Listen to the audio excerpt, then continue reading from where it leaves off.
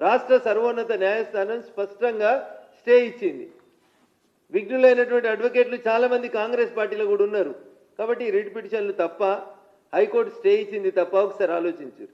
ఒకసారి high court stay ఇచ్చిన తర్వాత కేసు ముందుకు పోవడానికి అవకాశం ఉంటుంది అనేది మీరు చెప్పాలి. రాష్ట్రాన్ని పాలిస్తున్నవారు, బాగా చదువుకున్నవారు, పెద్ద క్యాబినెట్ ఉంది మీకు, విఘ్నులు ఉన్నారు పక్కన, అభిషేక్ సింగ్ మను లాంటి సీనియర్ న్యాయవాదులు ఉన్నారు మీకు రాజ్యసభ నుంచి. వీళ్ళంతా వకీలే కదా, వీళ్ళ మంచి సలహా తీసుకొని ఏం మాట్లాడాలి ఏం మాట్లాడకూడదు అనేది మాట్లాడండి. కాదు మేము రాజకీయాల కోసమే మాట్లాడతాం, మా నైజం తిట్టడమే మా నైజం అనుకుంటే దాన్ని మేము మీ విఘ్నతకే వదిలేస్తాం. తిట్టడానికి కూడా ఒక మంత్రిత్వ శాఖను ఇవ్వాలని రేవంత్ రెడ్డి గారు డిసైడ్ అయితే వి వెల్కమ్ ఇట్. ఇంకా 2 ఖాళీలు ఉన్నాయి. ఆ 2 ఖాళీలను కూడా తిట్టేందుకు బాగా మమ్మల్ని తిట్టేటోళ్ళు ఎవరైనా ఉంటే వాళ్ళకి 2 మంత్రిత్వ శాఖలు ఇవ్వండి, కానీ బీసీలకు ఇవ్వకుండ్రు. మైనార్టీలని అగమేఘాల మీద తెచ్చుకొని ఇవ్వగలిగిన రేవంత్ రెడ్డి గారికి నిజంగా 42% రిజర్వేషన్లు ఇవ్వాలనేది కాంగ్రెస్ పార్టీకి చిత్తశుద్ధి ఉంటే అదే అజారుద్దీన్ గారితో పాటు ఇంకో 2 బీసీ మంత్రులు కూడా కేంద్రంతో కొట్లాడి చేపించాల్సిన బాధ్యత రేవంత్ రెడ్డి గారి మీద ఉండే.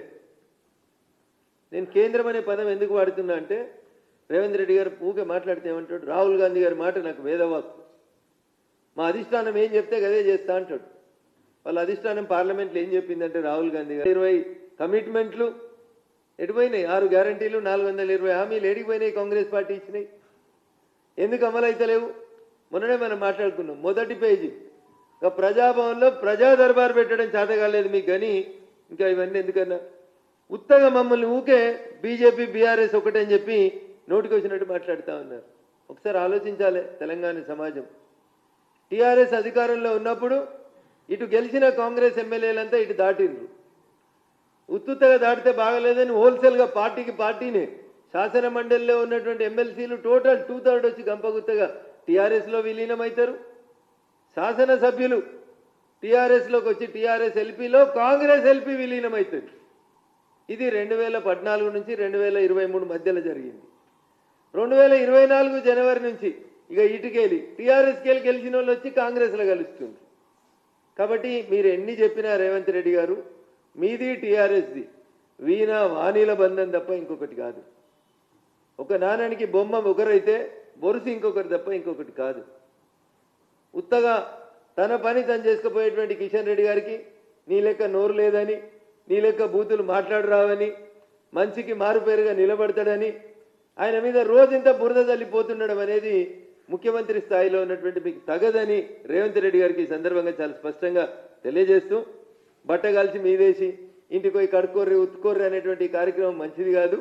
మీరు ఒక 2 మంత్రిత్వ శాఖలు మమ్మల్ని తిట్టేందుకు పెట్టుండ్రి, అప్పుడు మేము కూడా 2 స్పోక్స్ పర్సన్స్ని కేవలం మిమ్మల్ని కౌంటర్ ఇచ్చేందుకే తయారు చేసుకుంటామని చెప్పి ఈ సందర్భంగా తెలియజేస్తూ, ఇప్పుడు ఏమంటున్నారు ముఖ్యమంత్రి గారు, ఎన్నికల ఫలితాలు వచ్చినాక జూబ్లీ హిల్స్ అభివృద్ధి కోసం 4000 ఇందిరమ్మ ఇల్లు ఇస్తాడట. అన్న 23 నెలకోలే ఎవరు ఆపిరన్నా? మేము ఆపినమా? ఎందుకు ఇవ్వలేదన్న 23 నెలకోలే? చచ్చిపోయిన మాగంటి గోపీనాథ్ గారు ఆపిర్రా? కేటీఆర్ ఆపిండా? ఎవరు ఆపినరు? ఎందుకు 4000 ఇందిరమ్మ ఇల్లు ఇచ్చేందుకు మిగతా అన్ని జిల్లాలలో ఇచ్చిర్రు కదా, ప్రతి అసెంబ్లీకి 3000 ఇందిరమ్మ ఇల్లు ఇచ్చిర్రు కదా. మరి జూబ్లీ హిల్స్ నియోజకవర్గానికి 4000 ఇల్లు ఇచ్చేందుకు ఎన్నికల ఫలితాలు వచ్చినాక ఇచ్చుడేంది? అంటే ఇదేంటంటే మోసేకి బెల్లం పెడితే వెనకాల ఉన్నాడు చూస్తాడు, ఎలక్షన్లు అయిపోయినాక ఇందిరమ్మ ఇల్లు వస్తుందేమో, ఎలక్షన్లు అయినాక ఇందిరమ్మ ఇల్లు వస్తుందేమో అనేటువంటి పంచాయతీ తప్ప ఇంకొకటి కాదు. అందుకని గెలుస్తాం ఓడుతాం రాజకీయాల్లో, ప్రజలు ఆశీర్వదిస్తే ఎన్నికలైనా ఉప ఎన్నికలైనా గెలుస్తాం.